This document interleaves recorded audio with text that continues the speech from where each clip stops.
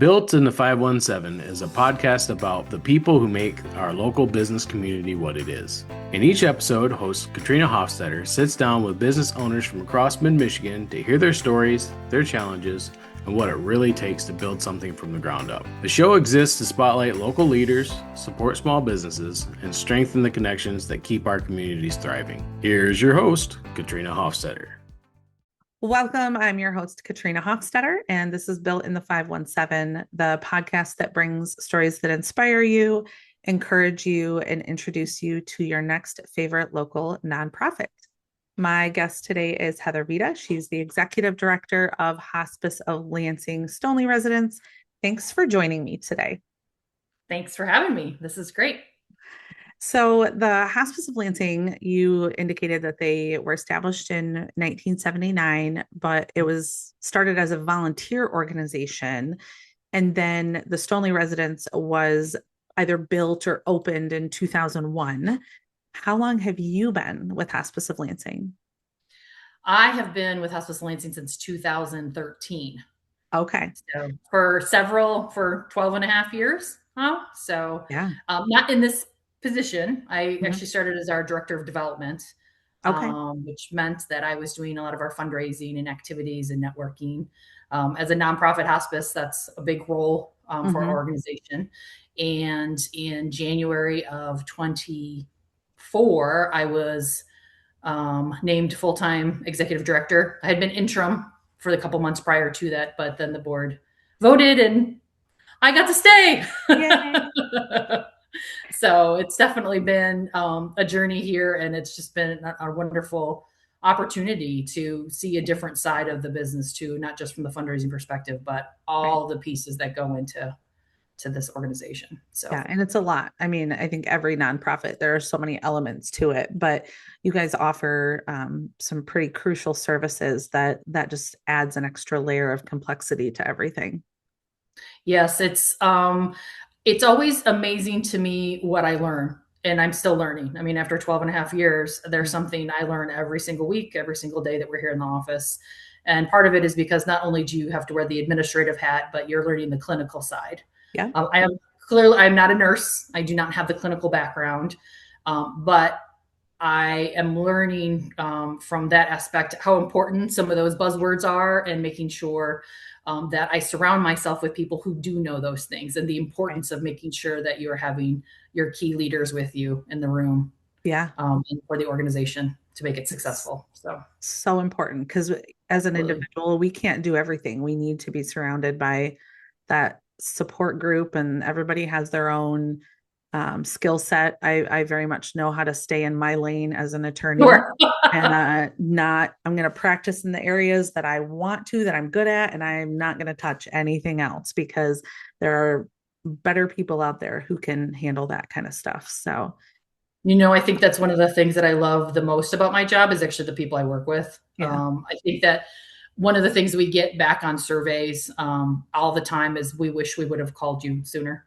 That's like one of the biggest comments that we get, because I think people don't always understand everything that hospice services can do. Right. I think sometimes that the medical world can sometimes give hospice a bad rep of like, we can't fix you.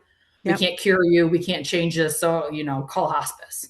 Right. Yes, we are there for the end of life. Yes, that's what we are for. But there's so many aspects to what it is that we can provide for a family, to provide that care, for that comfort, to keep them safe, to give that support to not just the patient, but to the family too. And the team that we have here truly, truly love and care for what they do, and are meant to be hospice nurses and aides and part of this organization. Yeah. It takes a special person to, I think, fill a role like that. It does. I definitely, my daughter's going into nursing, and it's something that she wants to look at, maybe not at hospice, but just that whole career. But then taking it to a new level or a different direction. And with hospice is something that people come to choose. And just like you would for, working with babies or pediatrics or seniors or anything to that effect too. Hospice definitely is a discipline that's different than others. So. Yeah. I can tell that you're passionate about it, not just because you've been there for so long, but just the way that you talk about it. Were you drawn to hospice of Lansing or just hospice services in general for a specific reason? Well, my previous life, I used to be a consultant, and I used to actually travel around and work different places all over the country, Okay. working with social services and higher education and religious organization and helping them with their fundraising. Okay. And I got married, and it changed a whole bunch of things in my life in 2012. And with that, gave me the opportunity to look local. Okay. And one of the jobs that was opening at the time was Hospice of Lansing's director of development position. And I thought to myself, this would be amazing because I firsthand was able to experience hospice with my grandparents, with my aunts. And at the time, it was one of those things that, they were, dying of cancer and dying of different things. And really, it was the hospice nurse that made a huge difference in what we were experiencing and what we were there for, and really helped us understand. And so to see an opportunity like that for such a cause and such a reason, I thought, I can do this. I can talk about this. I'm comfortable with this. And I want to make it so other people can be comfortable too, because sometimes it's not a topic people want to talk about. It's not. No. And I jokingly say, hey, I'm a great fill-in speaker, because sometimes if you put on, hospice on your, what's going to happen this week, people are like, nope, I don't want to talk about it. But what I have found is, if given the opportunity to really have some open dialogue and discussion with people, everybody has a lot of questions, and trying to overcome some of those myths and misunderstandings that exist out there that surround hospice was really a driving purpose for me to share with others so that they could have that experience, and they could be there for that final chapter of their loved one's life. I mean, we spend so many years, so much time, celebrating the birth of a baby or celebrating birthday. This is their final journey. This is their final chapter. And that should also be revered and celebrated. And there's so many moments and opportunities for love and forgiveness and for passion, and to have those. And that's one of the things that we try to create for the patient, for the family, that they have that time to talk to each other and to be there and to be together. Yeah, I don't think I've ever thought about it that way. I mean, it's one thing to kind of wrap your mind around letting go and saying goodbye, and but to kind of compare it to other big life events. Sure. That's an interesting perspective. I haven't heard that before. What I do hear a lot is people view hospice as just giving up. It's the last thing that we would potentially do, which is probably why people wait till the last second to reach out, because they think it is giving up. So, can you provide maybe a more like substantive explanation of what hospice services are and why it's not, quote unquote, giving up? Sure. Well, we actually provide services in a couple different areas. Well, basically, where home is for them. So it could be at their own house, at their daughter's house, at an assisted living organization, at the neighbors, wherever someone is at. But we also have a residence, our Stoneleigh Residence, that will actually be able to provide care for people. We have 8 rooms here at Stoneleigh. And the best way to look at it is that hospices is almost like a specialty in a way. It's a service that is provided for you. That is not just a doctor or a nurse and you're done. You have a medical director. You have an associate medical director. We have our nurses, our aides, our massage therapists, our music therapists, our dietitian, our collective group of social worker and bereavement and chaplain and assistants. And just, there's so much more that goes into it, because you're looking at the person as a whole person and a holistic being. And not just from the patient perspective, but for the family perspective too, because a patient in pain is a family in pain. And so we work together to do that as much for them. I think a lot of times people hesitate because, or they have that oppression of like, oh, well, you gave up on mom, right? I can't believe that you did that. Well, it's actually not about giving up. It's really about choosing the quality of your life rather than the quantity of days. Yeah. And I'll, give you my own mom as example. My mom had lung cancer, and we, 4 different times, 10 years of going through treatment after treatment with her. And, I actually applaud her doctor, because her doctor had said to her at one point, like, Kathy, we're now to a point where the treatment is causing more harm than it is doing any good for you. She wasn't leaving the house. She wasn't getting out of bed. She had been back in the emergency room all of this time. And I thought to myself, Mom, like we've had conversations about, think about what I do. Right. Yeah. And even from my own family perspective, it does take a time to get there and everything. It's not right away. It's not like, okay, we're done, call hospice. But I will tell you, we made the decision with hospice, and for the next 6 months, she probably had the best quality of life than she had had in a decade.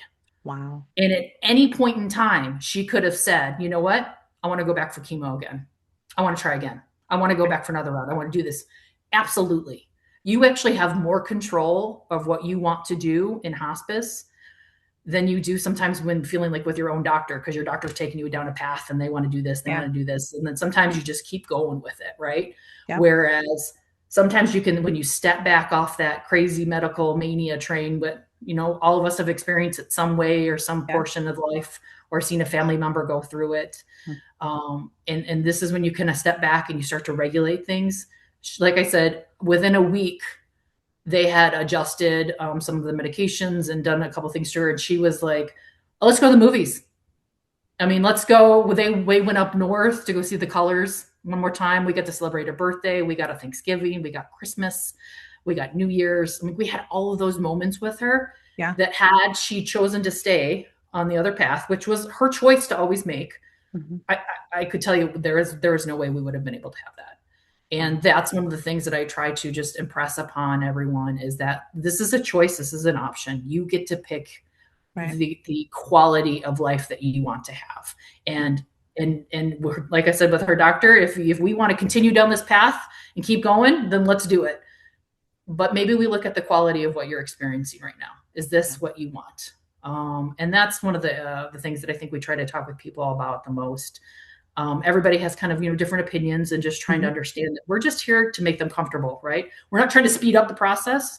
Yeah. We're also not doing any preventative measures to slow it down, but we are trying to make them comfortable, keep our people safe, keep them in a place where they can function with where they want to be and where they want to be at. And like I said, we've had people on our services, honestly, for years. We've actually had a few patients that have been, now they're continuing to decline. They're continuing, to qualify because they're sick and things change. And we've had people on our services for, less than an hour. So it just depends on where you're at. And that's what we try to do, is go to where the person is at, what they want, what they need. And then try to help share with the family and help overcome some of those opinions of like, this isn't something that if you change your mind down the road, or you say tomorrow, know what, I think I want to go back to the hospital. Absolutely. Absolutely. We will never stop anyone from going back that road, trying it. We might make recommendations and say, listen, this is where we're at. I always encourage families to Google this article. It's an older article. It's probably written about 15 years ago. It's called Doctors Die Differently. And it's all about this doctor's journey of being sick and what he looked at, and suddenly changed his perspective in a whole different lens of the whole medical, society, if you will, and how things work, and how important it was for him towards the end of life to engage hospice earlier on, so he could see and benefit from all of the opportunities that were offered. Interesting. So, yeah. So you've touched on the timeline a little bit. You said that there are some people who've had hospice services for years. Sometimes they get an hour of it. How does a family know when is a good time to start looking at hospice services, and what, obviously I'm guessing there's qualifications. Like, are there some people that just don't qualify for hospice services? What does that look like? So there are sometimes, and the biggest one is that if your disease or your illness continues down its normal progress, that 6 months or less, essentially is what they're looking at. That's the first immediate qualifier. Now, does that mean at 6 months, boom, you're done? You're like, you can't be in hospice anymore? No, because everybody's different. Everybody changes, but that's the main qualifier for a referral from your doctor. And That is something also that we'll do what we call info shares, which will go out and just share the information, just letting people ask questions, help them assess where their loved one is at, where they're at. And sometimes they're actually not, they don't qualify for hospice because we can see what they're doing, how well Yeah. they're moving forward, or if they've come to a place where, the disease is plateaued, or if they are declining. And then we can help give them the right references of, no, mom would be better here. Uncle would be better suited for this. They're not ready for us yet, because we are definitely looking at people who are declining. Right. So the biggest criteria is that 6 months or less. Okay. And getting that referral from the doctor, although we do have our medical director here, which he will then come personally.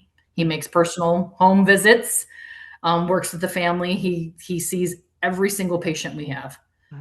Which is something that not all hospices can say, because they're just set up differently. But that's how we work. That's how we function.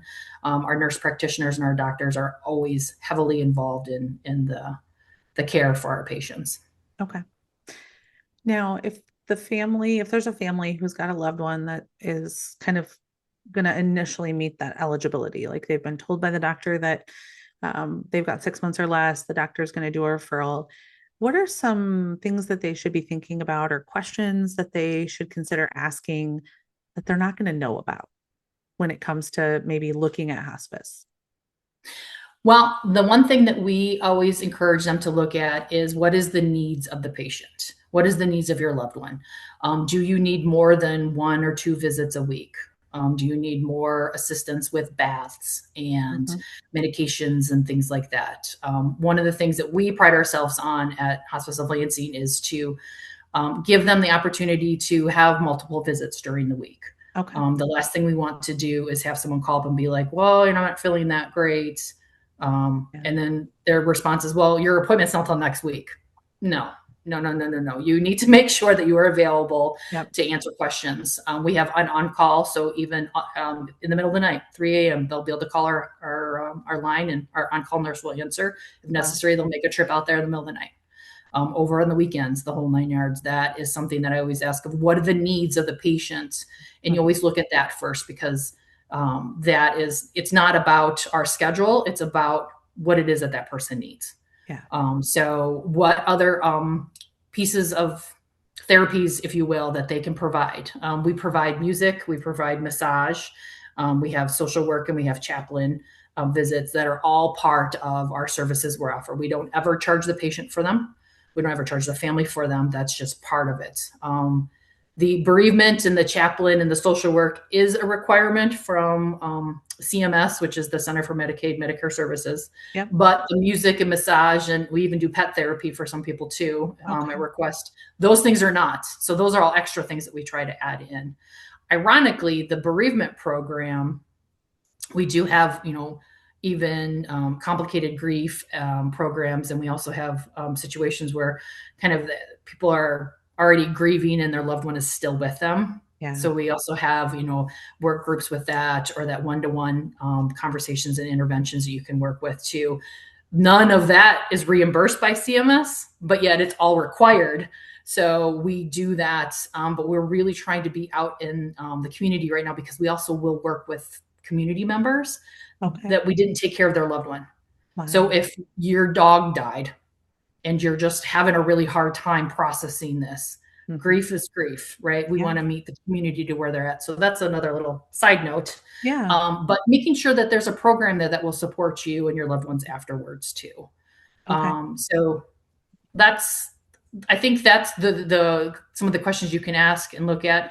I think when an initial conversation happens, sometimes people step back because they're like, oh my gosh, they're getting rid of all of mom's medications. You know, they're not going to let her take insulin anymore. Well, if mom is a diabetic, of course she's going to get her insulin.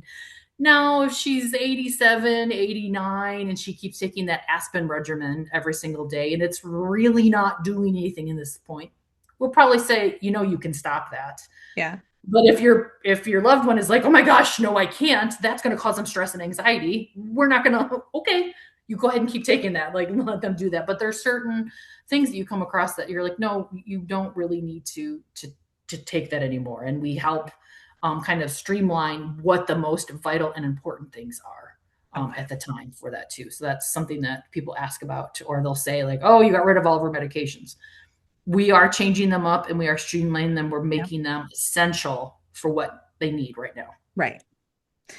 Now, I work with clients a lot, and we talk about hospice services when we're going through things like healthcare powers of attorney. And often it'll come up when we're talking about just personal wishes. Do you want, what type of care do you want? What type of care do you not want? We talk about life support and living wills. And I know that you've talked about Hospice of Lansing has in-home care versus if there happens to be a suite available at the Stoneleigh Residence. Can you share a little bit about how the care is going to differ between both of those? I mean, the obvious is it's in your home versus in Stoneleigh, but is there anything else about those two versions of the hospice care that are going to differ? Well, the biggest one is, you just hit the nail right in the head, is the care. In the home, you are the caregiver. You're the person that's going to be getting up in the middle of the night. You're the person that needs to track the medications. You are the caretaker. And that can become very, very taxing.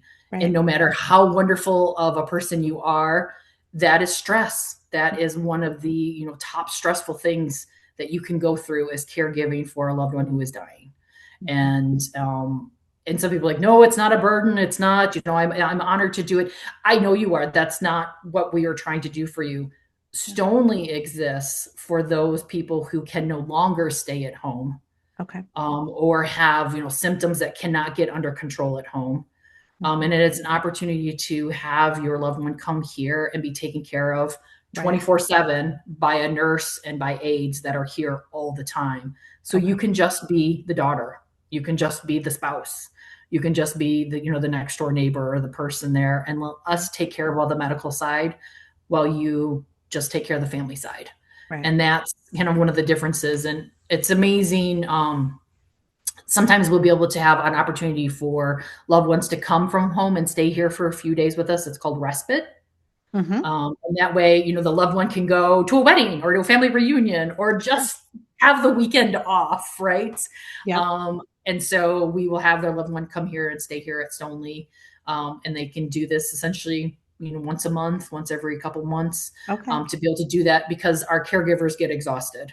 Yeah. It's just human. You still got rest of your life to worry about, and you're worrying about your loved one in the other room. So that's the other reason why Stoneleigh is here. It essentially has all of the things you would need from a hospital perspective. But it's on 20 acres in this little part of South Lansing, which most people don't even know the building exists until they need to know that it exists. Yeah.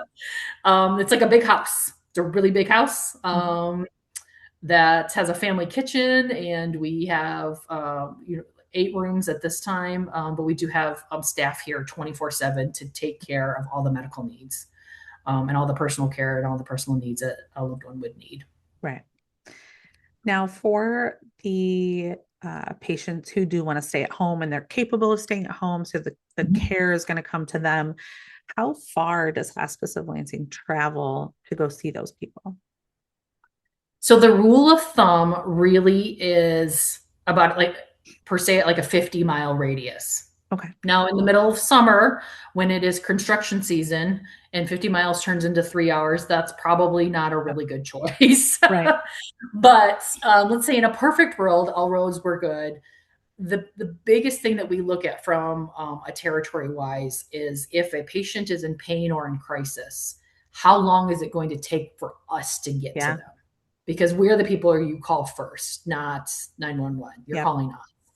And so that's kind of our rule of thumb to look at it. We probably shrunken down the mileage range because of our concentration, again, making sure that a patient is taken care of. Yeah. In our on-call team too, because we do cover, just over to Williamston, all the way up, to Ovid, LC, St. John's area. We actually have a whole group that actually covers Ionia County and some of that area, almost up to Grand Rapids, down to just below Jackson. So if I have an on-call nurse that's in Williamston and then they got to go to Portland, I mean, that can be a long drive. And especially if a family's in crisis, it's an even longer drive for them. Yep. Right. So we try to We have an on-call, and we have a backup on-call for another person just in case. And we make sure that our case managers that have the different groups kind of are more geographically set up so that they're concentrated in that area. So they'll work with patients that are closer in circuit. So again, it just makes more sense for us to get you in time. And sometimes we have to say no because they're out of our geography area, or it just doesn't make sense for them. And we have several sister type of hospices, if you will, that we know match our mission and vision, that we would recommend, and be like, you're going to want to speak with them or talk with them, because that's the right fit over there for what you're looking for. Sure. Okay. So does that make sense? It does. Yeah. I mean, there's not like a hard rule. Like no one says you cannot go past this limit. I mean, we can say, yeah, sure. Of course we go up to Traverse City. Nobody's going to want to wait for their hospice nurse to get there from Lansing to Traverse City. Doesn't make sense. It's not logical. Right? No.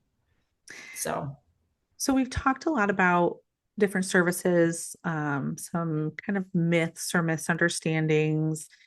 One thing we haven't really touched on is cost. I know that you said that there are certain things that are reimbursed by Medicare, Medicaid, whichever applies. Certain things are not. But in general, I think that not everybody understands what the cost is of hospice services. So can you touch on that? Sure, absolutely. It is far and few of the people that we work with or help that they don't qualify for their Medicaid or Medicare or even their own insurance cover the hospice credit. Right. And that is just something that comes along with insurance. As a nonprofit ourselves, our goal is to make sure that even if you don't have insurance and you can't qualify for that, we still will work with people and take care of them, because that's what we do. And that's why we're here. The only kind of time frame that cost comes into play with anything we have here is when someone comes to Stoneleigh, because it is a 24/7 facility that is staffed. There is a room and board fee that is a part of that. All of the medical things that are needed, medicines, beds, dressings, anything to that point is all covered. It is the rate for room and board. So it's kind of like, you look at it from perspective of like tuition at a college, right? There is the academic side, and then there's your dorm room, right? Your room and board. So it's kind of, sometimes people get there like, oh, okay, that makes sense. That's why there's a charge. So there is a room and board rate here for Stoneleigh Residence. It's $270 a day, $270 a day. Okay. And we work with people. Some of our insurances out there actually will cover the room and board, which is fantastic. Yeah. Sometimes they don't. And then we've also been working with the state of Michigan through Medicaid through a grant to help with charity care and to help with opportunity with that, so that we're available for others to use no matter if they can afford it or not. Nice. So that's where the only cost comes in. But after that, everything else is covered. Right. Now, it's a lot that's not covered that is still an expense. And even though you're a nonprofit, you have those expenses. So can you share a little bit about how you, as a nonprofit, how you guys finance the things that are not reimbursed or covered? So we do several fundraisers throughout the year. We apply for several grants. We look for community donors and opportunities to really showcase what we do. We actually have some great fundraisers coming up here. I think you had another mutual friend of ours discuss it. We have our Kentucky Derby Gala happening here on May 2nd with the Northfork estate. Yes. It was an honor to be able to support Marta and her family. And one of the ways that Marta gives back is to have named us as the fundraiser, or as the nonprofit for the proceeds for the gala that we're a part of. And that's very exciting. So that will be on May 2nd here over at Eaton Rapids at the Northfork estate. We also do a golf outing that's in August. It's over in Centennial Acres, and that's popular with several of our families to come in and support. Even if they don't play golf, sometimes they'll just donate a silent auction basket or something to that effect. We have a designer purse bingo. Fun. I've done one of those before. Okay. Yes, that happens in October. Okay. So we're still working on some of the details about that, but that'll be up on our webpage and our Facebook page. And a lot of the things that we look to do, though, are extra community donations. People will make a gift in honor of their loved one. We have a very, very strong following with our memorial gifts and, being able to honor people in not only their life, but in their death too. Yeah. So that kind of gives some of the ideas of right. a little idea of what we do, but there's so many more pieces that are involved with that. Right. But one of our biggest fundraisers to date at this point is our Stoneleigh expansion. Yes. We are looking to add 4 more suites and a conference room and some more administrative office space, because we are very comfy, cozy with 15 of us in a small space. But the need to expand and to support the community is huge, and it is there. So we will be looking to this month in April here to taking those next steps with groundbreaking, doing the fundraising for our capital campaign. So that's great. Now, other than maybe going to the gala, coming to the golf event, just donating in general, people that I work with are always looking for, how to be charitable in their trusts and their wills. And so those are all easy ways to participate. But what about volunteers? Are you ever looking for volunteers for either the events or just anything else going on at the residence? Absolutely. Volunteers are huge for us. And we try to make it work with wherever someone wants to volunteer, because some people are not comfortable with necessarily doing, patient interaction. Sure. Not patient care, but just like hanging out with someone or reading them a book or, playing cards or something like that. Sometimes they just want to come to Stoneleigh and rake leaves. Sometimes they want to help us do a mailing and put stamps on envelopes.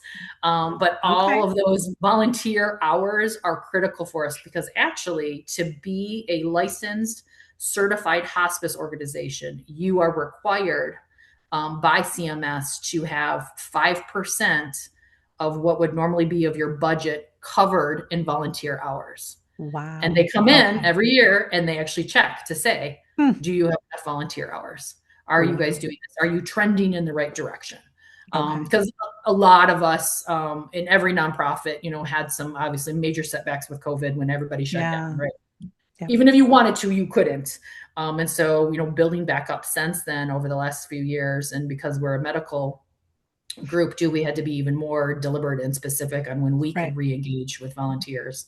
But that is a huge part of what we have and what we do. So we are always looking for groups that want to come in, freshen out the place, plant some flowers, come do some yard work stuff, come and help paint some of the offices or redo the bathroom or, things like that. So that is definitely a huge aspect of what we look for. But from your perspective too, to go back to what you had said, required minimum distributions. Yeah.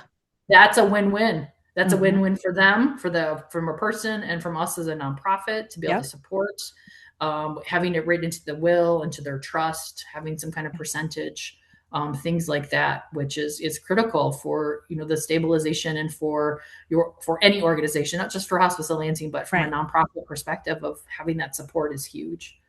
Yeah. And that, you make a good point too about those taxable retirement accounts. If someone's going to leave a gift of something, some amount of money, it's a great option to consider just naming Hospice of Lansing as the beneficiary of something like a qualified account where, let's get the tax write-off, have you guys take it as a wash, keep the taxation away from the kids or whoever else the beneficiaries are. So whether it's during your lifetime and you've got those RMDs and you want to be, charitable, or if it's after you're gone, let's save on taxes if we can. So it's a great idea.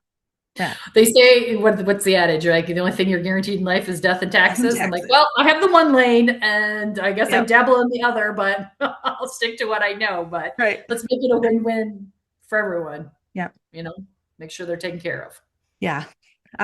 So as we kind of close out with the episode today, is there anything that you really want viewers to take away from this about hospice? Honestly, I think my biggest thing that I would share is just ask some questions and just have a conversation. Find out what your loved one needs, and don't be afraid to ask. Right? It's not. It doesn't have to be scary. Yes, it's sad knowing that we're going to lose our loved ones. Right.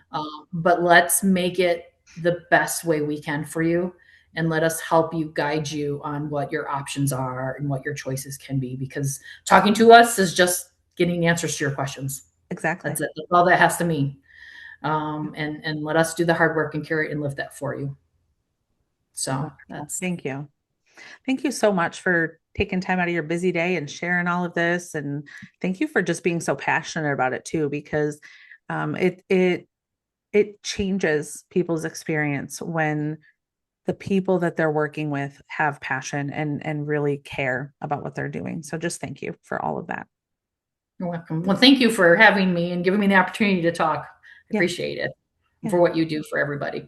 Well, I've had a lot of people on the other side of it who have supported me and given me the soapbox or the venue to speak about what I'm passionate about. And so I'm just being able to get together with small businesses, with nonprofits, and talk about what they're doing and really just highlight that for the community. I think it's just fun. And I love being able to chat with people one-on-one like this. So yeah. And it makes a difference to them and to us. Yeah. So thank you. Absolutely. If you're watching and you would like to be a guest, or if you would like to nominate another business or another nonprofit, you can email Beth at cornerstonelegalplc.com. Thanks for watching. Thanks for joining us for this episode of Built in the 517. Please subscribe to our YouTube channel today and support local businesses in the 517 and hear more inspiring stories.